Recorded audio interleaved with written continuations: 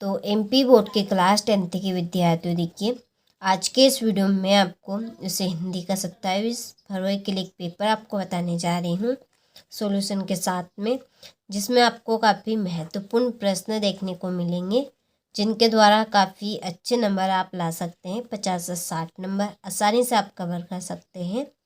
तो चलिए वीडियो को हम शुरू करते हैं बिना किसी डाउट के। देखिए, परीक्षा हॉल में जाने से पहले एक बार आपको ज़रूर इस पेपर को कंप्लीट कर कर जाना है। तो देखिए, पहले प्रश्न में है सही विकल्प चुनिए।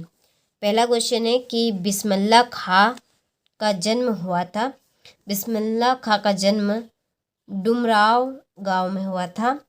दूसरा है शब्द शक्ति कितने प्रकार की होती है? 3 प्रकार की। कौन कौन सी? अभिधा, व्यंजना और लक्षणा। तीसरी मैं क्यों लिखता हूँ के लेखक का क्या नाम है? इसका आंसर है अज्ञे। चौथा, बिहारी किस काव्य धारा के कवि है? रीति सिद्धि काव्य धारा के। चलिए, तो स्क्रीनशॉट आप यहाँ से ले लीजिए।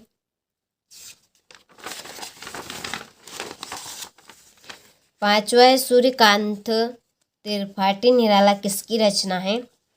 कुकुरमुत्ता की। छठा है रसात्मक काव्यम वाक्यम काव्यम परिभाषा किसकी है? तो ये विश्वनाथ जी की है। ठीक है, चलिए क्वेश्चन नंबर 2 है रिक्त स्थानों की पूर्ति कीजिए। पहला है संधि के डेडेडेस भेद होते हैं। तो संधि के 3 भेद होते हैं। दूसरा है झटपट हल्दी पीसकर हमारे डेडेडेस पर थोपी गई घाव पे। तीसरा है कवितावली डेडेडेस की रचना है तुलसीदास। चौथा है काव्य की शोभा बढ़ाने वाले धर्म डेडेडेस कहलाते हैं अलंकार। समाज डेडेडेस प्रकार के होते हैं। तो समाज 6 प्रकार के होते हैं।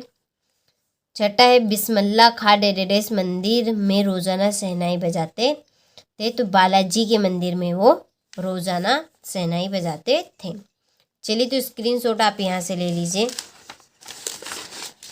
इसके बाद में क्वेश्चन नंबर 3 सही जोड़ी बनाइए। पहली है गोदान उपन्यास के रचयिता। तो गोदान उपन्यास के रचयिता कौन है? प्रेमचंद्र। भिक्षु के पत्र, इसकी आपकी जोड़ी है भदत आनंद कोश्यालन। चौथी अंधे की लाठी, एकमात्र सहारा।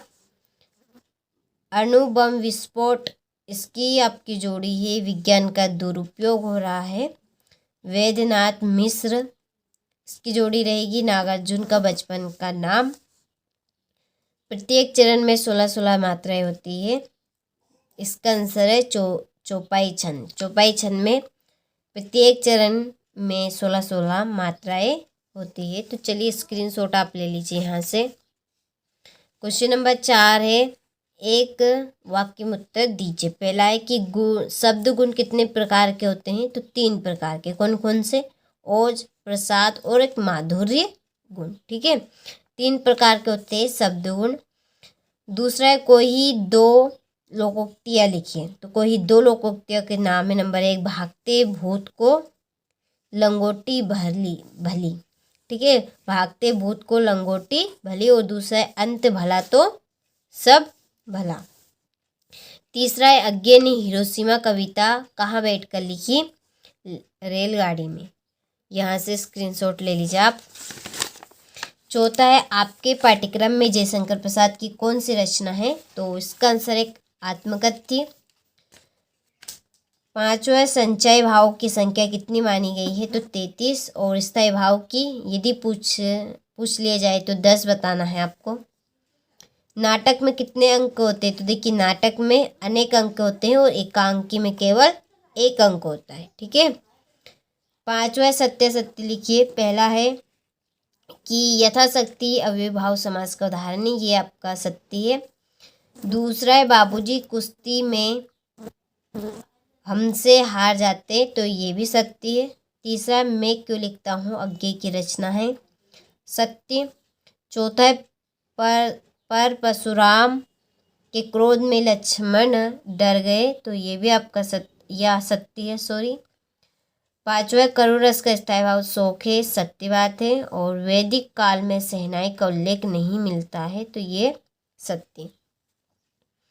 चलिए, तो स्क्रीनशॉट आप ले लीजिए अच्छे से। क्वेश्चन नंबर 28, आत्मकथ्य में लेखिका के पिता ने रसोई को भटियार खाना कहकर क्यों संबोधित किया? हालदार साहब पहले मायूस क्यों हो गए थे?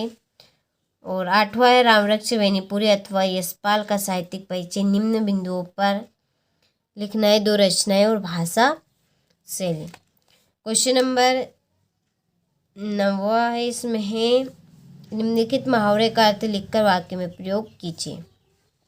ठीक है, इन प्रश्नों के आंसर की देखिए हमने पीडीएफ तैयार कर ली है। खुद के हमारे एक ऐप है, उसके ऊपर इसकी पूरी पीडीएफ अपलोड है। यदि आप लेना चाहते हैं तो डिस्क्रिप्शन में एक नंबर आपको दिखेंगे, आप उन नंबर पर कॉल कर लीजिए। जानकारी आपको मिल जाएगी कैसे आपको एप्लीकेशन पर जाना है और कहाँ पर आपको इसकी पीडीएफ मिलेगी, और परीक्षा से रिलेटिव जो भी चीज़ें हैं वो सारी आपको एप्लीकेशन पे मिल जाएगी, क्योंकि सारी चीज़ें हमने वहीं पर अपलोड कर दी है। और चैनल के ऊपर आपको एक्टिव रहना है आपके पेपर तक, ताकि जो भी इंफॉर्मेशन आती है वो आपको हम चैनल के ऊपर प्रोवाइड करवाएंगे। ठीक है, ये आपका क्वेश्चन नंबर 23 जिसमें है निबंध। ठीक है, 4 नंबर का आपका निबंध रहेगा। तो लगभग आपने सभी प्रश्नों का स्क्रीनशॉट ले लिया होगा। तो आज के इस वीडियो में हमने सेट डी कंप्लीट किया है, तो आपको अच्छे से इसको कवर करना है ताकि आप सभी अच्छे नंबर कवर कर सकें। चलिए, तो मिलते हैं आपसे अगले वीडियो में।